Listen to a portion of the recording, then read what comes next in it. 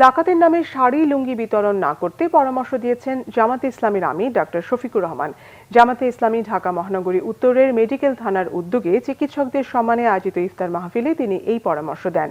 শ্যামলীর বাদশাহ ফয়সাল ইনস্টিটিউটে আয়োজিত ইফতার মাহফিলে ডক্টর শফিকুর রহমান বলেন, জাকাতের আমানত প্রকৃত হকদারদের কাছে পৌঁছাতে হবে।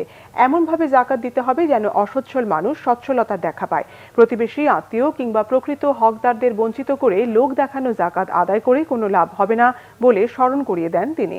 উন্নত সমৃদ্ধ বাংলাদেশ গড়তে সবাইকে এক হয়ে কাজ করার আহ্বান জানান জামাত ইসলামীর আমির।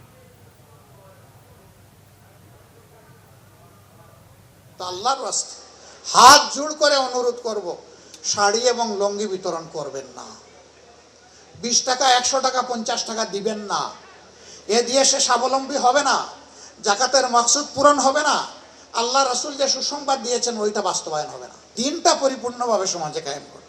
এই ক্ষেত্রে যার যার জায়গা থেকে সর্বোচ্চ অবদান রাখতে মনে রাখবেন, ইন্ডিভিজুয়ালি সবার উপর আল্লাহর কসম, মাবুদের জাতের কসম, দিন কায়েমের কাজ করা ফরজ সবার উপর ইন্ডিভিজুয়াল।